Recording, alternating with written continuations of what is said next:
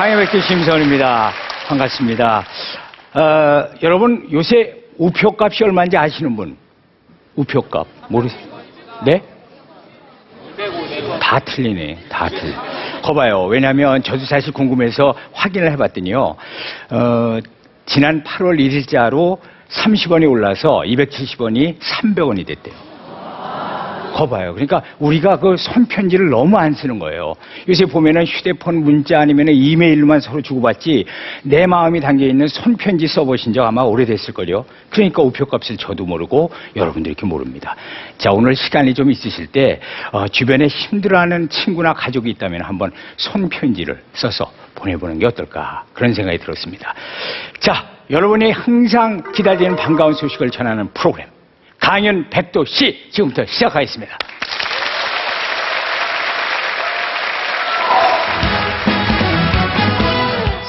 외길 인생 52년 가요계 살아있는 전설 하춘화.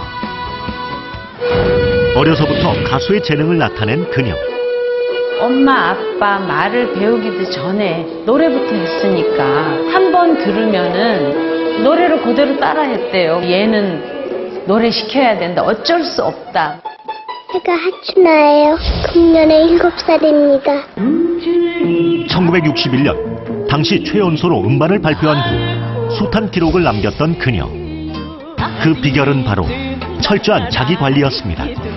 하루에 4번, 5번. 그렇게 하니까 발톱이 빠져나가고 등이 굼고 관객들 실망시키지 않아야 되겠다는 그런 책임감, 정신력, 인내력 이런 걸로 버텨낼 수 있었던 거죠.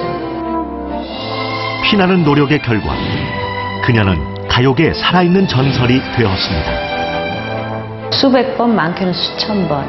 그 노래는 늘 항상 하고 있는 노래임에도 불구하고 새로 시작하는 기분으로 연습을 해요. 변치 않는 영원한 가수로 여러분 기억에 남고 싶습니다. 노래는 내 인생. 가수 하춘화 씨를 소개합니다.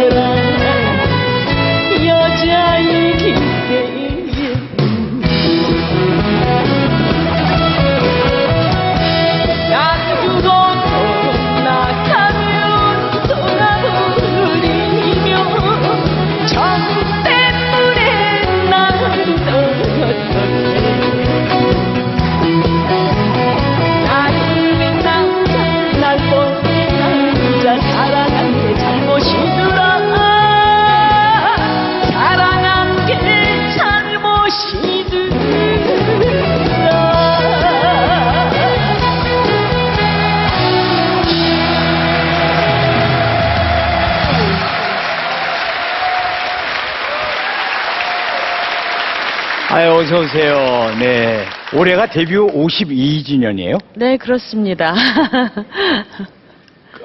반백년이 넘었어요. 예, 그리고 제가 보면 52년 동안에 그 자료를 보니까 노래하신 게 2,000곡이 넘죠. 네, 음반 독집 앨범을 독집 앨- 한 130개 이상 130여 냈으니까요. 장. 예. 곡수로 따지면 한 2,500여 곡이 그리고 되겠네요. 공연은 몇 번 하셨습니까? 공연은 기네스북에 올랐는데요. 네네. 8,500회, 지금까지 좀 더 넘겠습니다. 네, 그러니까 오늘 공연까지 8,501회를 지금 하셨습니다. 네. 아, 진짜 이런 기록, 그래서 우리 가요계에서 가요계의 여왕이다라는 그런 칭호가 붙을 만한 것이, 데뷔하신 기간도 그렇고, 또 그 다음에 기네스북에도 이렇게 오를 정도로 공연도 많이 하셨거든요. 그런데 오늘 저는 참 뜻밖인 게, 네. 오늘 강연의 그 주제를 딱 보니까 참을 인자를 딱 쓰셨더라고요. 네. 어떤 얘기를 오늘 하시려고요? 저 경우뿐만이 아니라 네. 모든 분의 어떤 인생 삶에서 가장 중요한 게 얼만큼 인내하느냐. 거기에 성패가 달려 있다고 생각을 합니다. 네. 예, 저도 물론 마찬가지지만. 그렇죠. 하춘아 씨가 어떻게 해서 지금까지도 이렇게 우리 곁에 있을 수 있는가를 한번 얘기를 들으면 우리가 이해가 갈 것 같습니다. 처음으로 공개합니다. 처음입니다. 네, 정말 처음입니다. 하춘아 씨의 참을 인 얘기를 한번 들어보도록 하겠습니다. 자, 얘기 시작할까요? 네.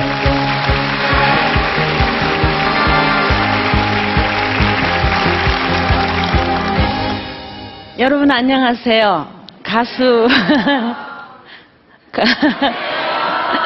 네, 가수 하춘아입니다.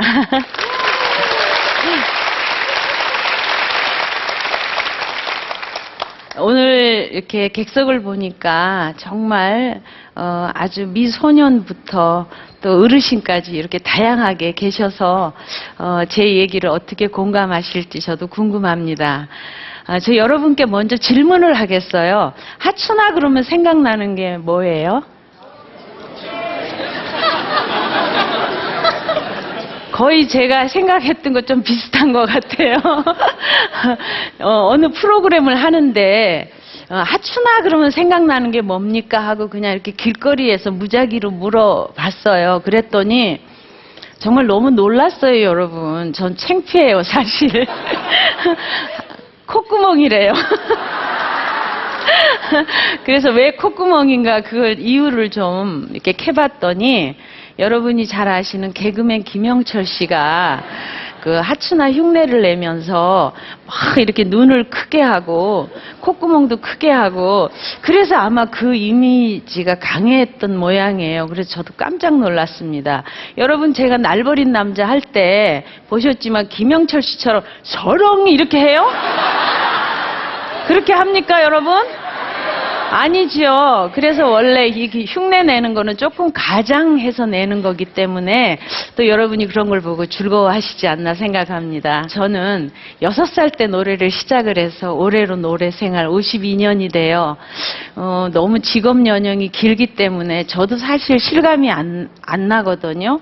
50년 그러면 어느 분야든 자기가 은퇴해야 될 나이인데 저의 나이로 보면 사실 제 나이에 데뷔하는 분도 계세요. 그래서 저는 그 50주년이라는 것을 이렇게 생각을 하고 있습니다. 하춘아의 제1의 노래 인생을 마감하고 제2의 노래 인생을 시작한다 하는 그런 뜻으로 생각을 하고 오늘도 여러분께 무거운 이야기보다는 어떻게 제가 잘 견뎌왔는가 하는 것을 편안한 마음으로 들어주십시오. 네, 감사합니다.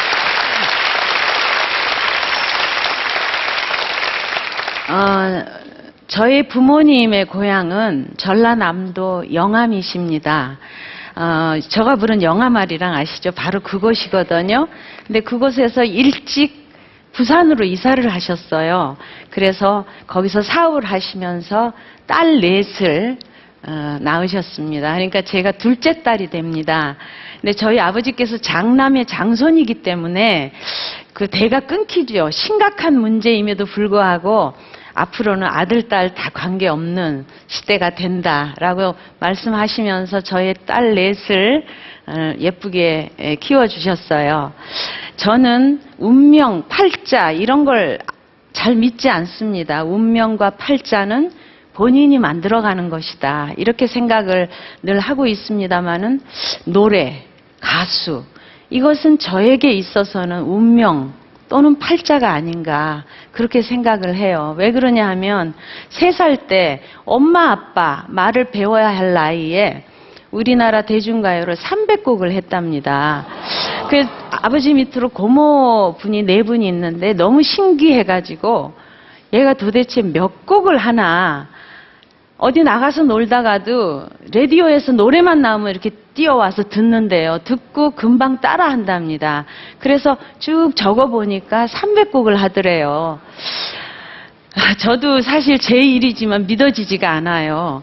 그러던 어느 날 저희 집 가까이에 중국집이 있어요. 근데 그때는 부산에서 중국집을 진짜 중국 분들이 운영을 하셨거든요. 그러니까 주인이 중국 사람인 거죠. 근데 이제 제가 제 기억으로 한 4, 5살 됐을 것 같아요. 집에서 나와서 이렇게 마실을 갔는데 그때가 저녁 시간이 되는데 원래 중국 분들의 주식이 허연 빵에 대파 있잖아요. 대파를 이렇게 춘장에 찍어서 먹는 게 그분들의 주식이래요. 근데 그걸 이렇게 보니까 정말 먹고 싶은 거예요. 그래서 제가 아줌마 저 빵 좀 주세요 이랬어요. 그랬더니 그 중국집 주인은 저를 알아요. 왜냐하면 동네에서 너무나 유명했기 때문에 쟤는 이상한 아이, 노래를 너무 잘하는 아이 이렇게 소문이 났어요. 그러니까 이제 중국 그 주인집 아줌마가 준아 왔어 이거 노래해라. 노래하면 빵 줘 한다 이거 이렇게 된 거예요. 그래서 저는 빵을 먹고 싶은 욕심에 노래하겠다고. 그래서 큰 빵을 이렇게 이제 부둥켜 안고 창피한지도 모르고 그 중국집 앞에서 노래를 한 거예요. 그러니까 지나가던 사람이 다 새까맣게 모였는데 그때 마침 저희 아버지께서 퇴근을 하시다가 사람이 모여 있으니까 이렇게 보니까 당신 딸이 허연 빵을 안고 노래를 하고 있으니까 너무나 창피해가지고 저의 이 목덜미를 이렇게 잡아갖고 질질질 끌고 이제 집에 가신 거예요. 그래서 고모들 막 야단을 쳤어요. 도대체 애 관리를 어떻게 하느냐. 근데 이제 그때 아버지께서는 사업을 하시다 보니까 집안일을 신경 쓰실 수도 없고 관심도 없으셨어요. 근데 이제 그때 고모들이 실토를 한 거죠. 오빠 얘가 지금 보통 애가 아니다. 이렇게 노래를 해서 애가 항상 집에서 없어지고 앞집 뒷집, 옆집에서 애를 데리고 가서 식구들이 애 찾느라고 그냥 하루 소동을 핀 적이 한두 번이 아니다. 그 얘기를 이제 아버지께서 들으시고 내 자식을 이 대중가요를 시켜야 되나 나름대로 고민을 많이 하셨답니다. 그렇지만 최종적으로 낸 결론은 그래, 부모는 자식이 타고난 소질을 길러주는 것이 부모의 역할이다. 이렇게 결론을 지으시고 저를 이제 가수로 키우려고 마음을 잡수신 거죠. 그러자 저희 그 아버지의 사업체가 서울로 옮기게 됐어요. 그래서 자연스럽게 우리 가족이 서울로 이사를 하게 됐어요. 서울에서 굉장히 유명한 학원이었는데 이제 거기 입학을 시키려고 6살짜리로 손을 잡고 이제 예술 학원을 갔죠. 그래서 한 선생님이 그래 너 가장 잘하는 노래가 뭐냐 한번 불러봐라. 그러면서 옆에서 피아노를 쳐주셨어요. 근데 제가 그때 불렀던 노래는 오동추야 달이 밝아 하는 노래 있거든요. 근데 저는 그 노래를 그냥 부르는 게 아니라 꼭 오동추야 달이 밝아 이렇게 어렸을 때부터 이제 그게 습관이 돼서 그렇게 불렀는데 그 노래를 불렀더니 아니 무슨 이렇게 이상한 애가 있느냐고. 그러니까 뭐 노래를 잘한다 뭐 이거보다는 그때는 그런 일이 별로 없었기 때문에 이상한 아이로 통했어요. 그래서 거기서 입학을 해서 6개월간 지도를 받고 음반을 내고 이제 정식 가수로 데뷔를 하게 됐죠. 근데 감사합니다.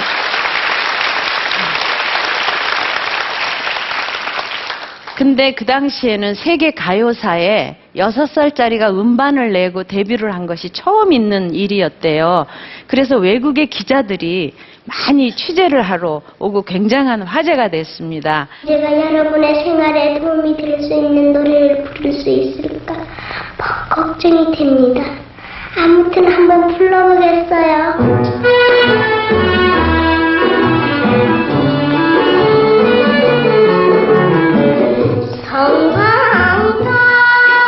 이제 그런 이후에 중학교 3학년 때 물새 한 마리라는 노래가 정말 엄청나게 사랑을 받게 됐어요.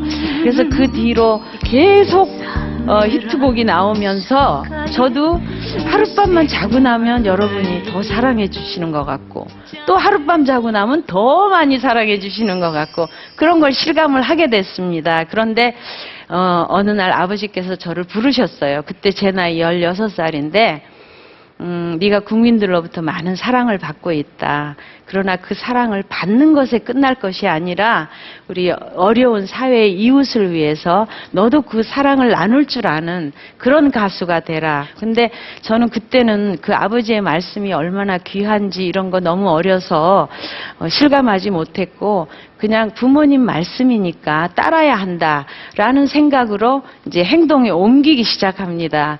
70년도 초반에 하춘아 제1회 리사이트를 했어요. 뭐 잠깐 나와서 한두 곡 하는 것이 아니라 혼자서 초청 가수 없이 2시간 혼자서 공연을 하는 거죠. 그러면 노래로 따지면 한 30곡에서 40곡을 부릅니다. 혼자서. 그 공연을 8,000회 넘게 했어요. 근데 정말 그러다 보니까 이제 1991년에 기네스북에 올랐어요. 최다 콘서트 보유자로. 근데 원래 기록을 내다 보면 남모르는 고통과 어려움이 항상 따르기 마련입니다. 그래서 저도 높은 구두를 신고 2시간 동안 노래를 하고 또 그때는 무용도 굉장히 많이 했거든요. 발톱이 다 빠져나가는 거예요. 못 견뎌서. 그다음에 등이 땀을 하도 흘리니까 늘 골마 있어요. 근데 약을 아무리 써도 낫지를 않아요. 정말 고통스러운 나날이었죠. 그러나 제가 노래 생활 하는 중에서 가장 힘들었던 것이 무엇냐고 물어주신다면 어렸을 때부터 노래를 했기 때문에 항상 노래와 공부를 병행해야 됐어요. 사실 공부만 하기도 힘들었었는데 노래까지 하려니까 정말 힘든 나날을 가수 생활을 하면서 보냈습니다. 근데 사실 저희 아버지께서는 딸 넷이 다 박사학위를 받기를 원하셨어요. 근데 어느 날 아버지께서 딸 셋은 박사학위를 받아서 아버지 방에 이렇게 학위증이 걸려 있는데 자리 하나가 비어 있어요. 그러면서 저기가 네 자리다 이렇게 말씀을 하시는 거예요. 그래서 그게 또 제가 부담이 되더라고요. 그래서 늦게 38에 다시 공부를 시작을 했습니다. 하루에 4시간밖에 안 잤어요. 그러니까 학교 갔다 와서 학원 가고 독서실 가고 공연하고 방송하고 레포트 발표하고 정말 말라 있었죠. 주변 사람들이 너 이러다 쓰러진다. 어떡하려고 이러느냐. 이렇게 걱정들을 많이 하셨습니다. 그런데 그거 역시도 잘 이겨내서 2006년 제 나이 50에 박사학위를 받았습니다. 감사합니다. 여러분들이 저에게 그런 얘기를 해요. 하춘아는 참 변함이 없다. 예전하고 똑같다. 이렇게 말씀을 하시잖아요. 근데 저는 그 얘기를 듣기 위해서 정말 엄청난 노력을 해야 합니다. 프로이지만 지금도 노래 지도를 받고 있습니다. 조금 전에도 날 버린 남자를 했습니다마는 정말 많이 불렀어요. 정말 10,000번 이상 불렀는데도 무대에 오를 때는 처음부터 다시 연습을 합니다. 저에게 가장 큰 칭찬이 노래를 잘한다, 가창력이 있다 이런 말이 아니고 저에게는 변함이 없다. 어떻게 예전하고 똑같은가? 그 말이 저에게는 가장 큰 칭찬입니다. 앞으로도 저는 그 이야기를 듣기 위해서 참을 인자를 늘 가슴에 새기면서 살 겁니다. 저는 제 자신과 대화를 자주 하거든요. 어떤 대화인 줄 아세요, 여러분? 궁금하세요? 살짝 말씀드릴게요. 하춘아, 너 힘들지? 제가 그래요. 그러면서 그래, 힘들어도 참아야지. 왜냐고? 너는 하춘아니까. 이상입니다.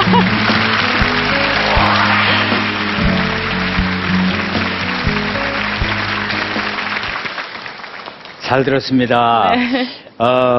제가 옆에서 쭉 지켜봤던 하춘아 씨는 참 완벽함을 추구하는 가수예요. 그러니까 요만큼의 실수도 절대로 용납하지 않고 어딜 가면 흐트러진 모습을 저는 본 적이 없는데 오늘도 마찬가지세요. 제가 지금 했던 얘기가 맞죠? 글쎄, 저는 네. 그런 말 많이 듣고 있지만은 항상 그래도 저는 뭔가가 이렇게 허점이 보여요. 제 자신한테. 그래요. 우리는 예. 그거 잘 모르겠는데. 네, 그러니까 네. 좀 비호감이죠. 아이고, 아니에요? 그게 아니라 완벽 그만큼 이제 아니 조금 이렇게 빈근력이 있어야 네. 매력이 있는데 네. 너무 그러면 재미없잖아요. 재미있죠. 네. 제가 한 가지 얘기할게요. 재미있는 게 뭐가 네, 있냐면, 네. 16살 때 잘했군 잘했어 노래를 취입을 했대요. 16살짜리 소녀가 영감하고 불러야 됐단 말이에요. 그때 부를 때 그게 되든가요? 아니요, 안 소녀가? 하려고 네. 울고 스튜디오에서 나왔죠. 아. 그리고 저의 그 상대 역을 하신 분이 저희 아버지 뻘 되시는 분이에요. 맞아요. 지금 고인이 되셨지만 고봉산 선생님. 네. 그래서 이제 겁이 나서 할 수 없이 그냥 울면서 그냥 영감 이렇게 했더니 또 막 야단을 치시는 거예요. 그게 노래에 감정이 없느냐고. 그렇죠. 애교를 넣어라. 그래서 어떻게 그래서 불렀죠, 그때? 예, 그래서? 영감 이렇게. 자, 아니. 중학생이 어떻게 지금 그렇게 나오냐고요, 표현이. 영감. 그래서 그때 제가 네. 30대 중반인 줄 알았대요, 사람들이. 아. 네. 제가 영감 하면은 임성훈 씨는 어떻게 해요? 받아야죠, 그러면. 어떻게? 해보세요. 영감. 왜 불러? 이렇게 하는 거 아니에요?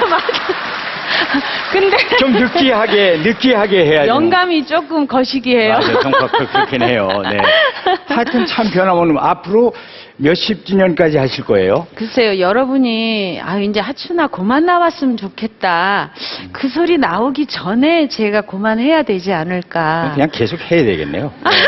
그 소리 안 저도 나오고. 희망사항입니다. 네, 외모도 그렇고 뭐 노래 목소리도 그렇고 지금 하나도 변함이 없습니다. 변함없이 다음에 또 데뷔 한 60 몇 주년 됐을 때 또 뵙게 되길. 네, 감사합니다. 네. 자, 그러면 하춘아 씨의 강연을 듣고 가시면 안 되는데 네. 이거 봐야 돼요. 공감원들 자, 우리 보겠습니다. 버튼 잡으셨고요. 네. 자, 버튼 눌러주세요. 보겠습니다. 하춘아 씨의 오늘 강연 참을 인. 자, 공감원도 몇 도까지 올라갈까 보겠습니다. 자, 공감원도 97도가 나왔습니다.